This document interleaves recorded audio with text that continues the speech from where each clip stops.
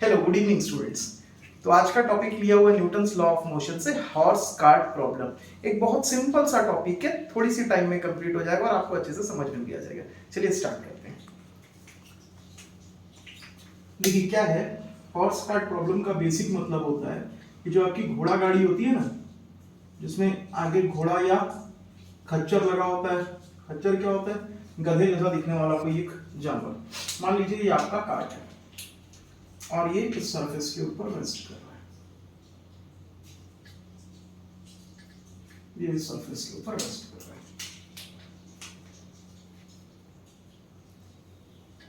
ठीक है।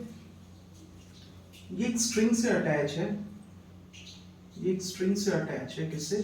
हॉर्स के साथ। पूरा हॉर्स को बनाने नहीं आता मेरे को, तो मैं ये डॉट से शो कर रहा हूं आपका। ये क्या है?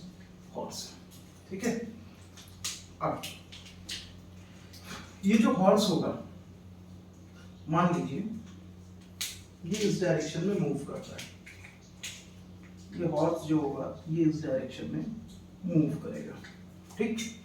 तो जब हॉर्स मूव करेगा, तो क्या होगा? चलिए मान लेते हैं, कुछ और चीजें पहले अज्यूम कर लेते हैं कि मास ऑफ हॉर्स जो है वो है कैपिटल एम और मास ऑफ कार्ट जो है वो है स्मॉल एम। सपोज करते हैं कि अगर हॉर्स जो है वो ए एक्सेलरेशन से मूव करता है। हॉर्स जो है वो ए एक्सेलरेशन से मूव करता है। एक्सेलरेशन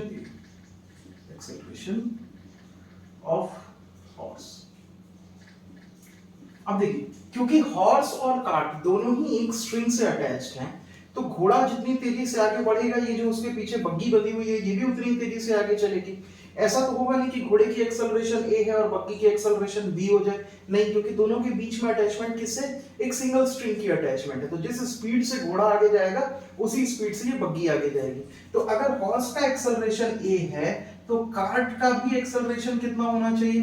ए ही होना चाहिए। और ये क्या है? एक्सेलरेशन ऑफ कार्ट, ठीक है। तो जिस एक्सेलरेशन से हॉर्स आगे जाएगा उसी सेम एक्सेलरेशन से क्या होगा? कार्ट भी आगे जाएगा। अब देखते हैं दोनों में क्या क्या फोर्सेस लग रही है।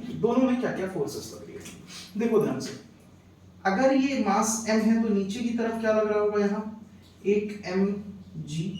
जो कौन लगा रहा होगा? जो कि लगा रहा होगा ये कार्ट किसके ऊपर? ग्राउंड के ऊपर। ग्राउंड इन रिटर्न इसके ऊपर क्या लगा रहा होगा? एक नॉर्मल फोर्स लगा रहा होगा। क्या लगा रहा होगा? एक नॉर्मल फोर्स लगा रहा होगा।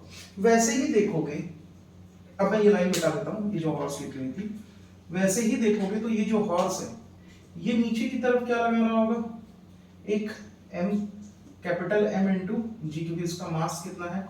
कैपिटल M, तो कैपिटल M G कहाँ लग रहा होगा? नीचे की तरफ लग रहा होगा। और इस डायरेक्शन में क्या लग रहा होगा? नॉर्मल लग रहा होगा। इसका रिएक्शन फोर्स लग रही होगी। मान लेते हैं इस रिएक्शन फोर्स का नाम है R। इस रिएक्शन फोर्स का नाम दे देते हैं R, ठीक है। अब देखो, ध्यान से समझते जाओ। इस डायरेक्शन में टेंशन कितनी? T। इस बॉडी को देखिए, यहां बैठ के देखिए तो टेंशन इस तरफ, और ये भी टेंशन कितनी? T, क्योंकि दोनों ही एक स्ट्रिंग है तो टेंशन कितनी होनी है? T ही होगी। अब अगर ये कार्ट इस डायरेक्शन में मूव करेगा, तो इसके ऊपर इस डायरेक्शन में क्या लग रहा होगा? एक फ्रिक्शनल फोर्स लग रहा होगा। क्या लग रहा होगा? एक फोर्स ऑफ फ्रिक्शन लग रहा होगा।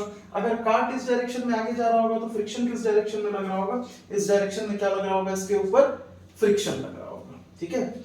अब मान लो हॉर्स को आगे ले जाने के लिए कार्ट जो है, इस ग्राउंड को थोड़ा सा एक्सटेंड कर लेते हैं।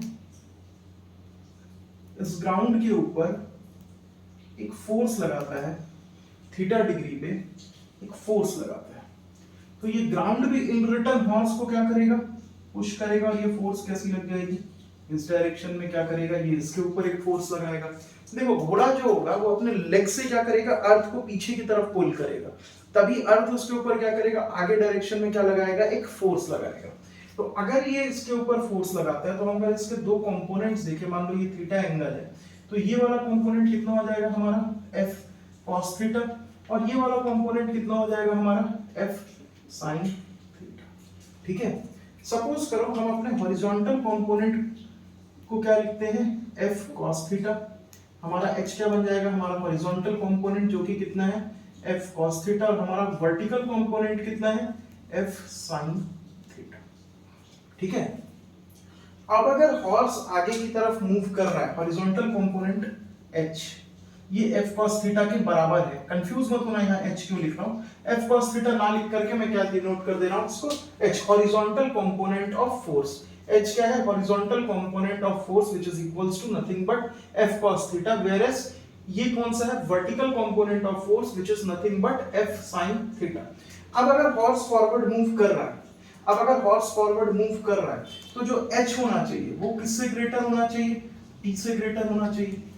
अगर h जो होगा वो t से ग्रेटर होगा, जब ही तो हॉर्स किस डायरेक्शन में मूव कर पाएगा, फॉरवर्ड डायरेक्शन में मूव कर पाएगा। अब मान लेते हैं कि हॉर्स फॉरवर्ड डायरेक्शन में मूव करता है विद एक्सेलरेशन a, तो नेट फोर्स कितनी लग रही होगी हॉर्स के ऊपर से, देखो h ग्रेटर है t से, तो h minus t equals to क्या आना चाहिए आपका, स्मॉल m, क्या आना चाहिए, क्योंकि ये हॉर्स की बात कर रहे हैं तो कैपिटल M इंटू a, कितना आ जाना चाहिए, h minus t equals to capital M into a। Let this be equation number 1। वहीं पे बात करते हैं हम किसकी, कार्ट की। कार्ट की तरफ देखिए, अगर हॉर्स आगे बढ़ेगा ये एक्सेलरेशन के साथ, तो कार्ट भी ये एक्सेलरेशन के साथ कहां बढ़ेगा, आगे की तरफ बढ़ेगा। ये पूरा डिस्कशन किसका हुआ है, हॉर्स का। अभी डिस्कशन किसका करेंगे, कार्ट का। अगर हॉर्स ए एक्सेलरेशन से आगे जा रहा है तो कार्ट भी ए एक्सेलरेशन से क्या करेगा, आगे जाएगा। जब कार्ट ए एक्सेलरेशन से आगे जाएगा तो देखो उस केस में टी जो है इस तरफ लग रहा है, तो T should be greater than क्या होना चाहिए, फ्रिक्शनल फोर्स एफ।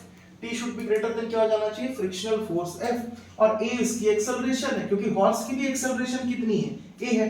जितनी हॉर्स की एक्सेलरेशन होगी उतनी ही किसकी एक्सेलरेशन होगी, कार्ट की, क्योंकि दोनों एक ही स्ट्रिंग से बंधे हुए हैं। तो देखो यहां मैं लिख सकता हूं कि t minus F is equals to small m into A. अब स्मॉल m क्यों, क्योंकि मास ऑफ कार्ट कितना था, स्मॉल m को डिनोट करता था। तो लेट दिस बी हमारा क्या हो जाए, सेकंड इक्वेशन। अब सिंपली क्या करिए आप, इक्वेशन 1 और ये जो लिखा हुआ है यहाँ भी मैं वो कर देता हूँ, ये जो पूरा लिखा हुआ है ये किसके लिए लिखा हुआ है, कार्ट के लिए। ये किसके लिए इक्वेशन है, कार्ट के लिए। ये किसके लिए था, हॉर्स के लिए। अब हम इक्वेशन 1 और इक्वेशन 2 को ऐड कर देते हैं। इक्वेशन 1 प्लस क्या बना देते हैं हम, इक्वेशन 2। अगर इक्वेशन 1 प्लस इक्वेशन 2 कर देंगे तो क्या आ जाएगा हमारा, h minus t equals to m a plus t minus f, t minus f equals to m. ठीक है। अगर दोनों को ऐड करेंगे तो आपको क्या दिखेगा, h minus t plus t minus f equals to a बाहर आ जाएगा और क्या हो जाएगा, small m plus capital M। t और t कैंसल आउट हो जाएंगे तो ये कितना हो जाएगा, h minus f divided by small m plus capital M equals to a। यहाँ पे मैं फिर से लिख देता हूँ, तो एक्सेलरेशन ऑफ कार्ट कितनी निकल के आ जाएगी हमारी, एक्सेलरेशन कितनी आ जाएगी सिस्टम की, h minus f divided by small m plus capital M। जहां पे h की वैल्यू कितनी है बच्चे लोग, जहां पे इस h की वैल्यू कितनी है, देखो इस h की वैल्यू कितनी है, f cos थीटा। ठीक है। तो ये हो गया आपका हॉर्स कार्ट प्रॉब्लम में एक्सेलरेशन निकालने का एक बहुत ही सिंपल सा तरीका। ठीक।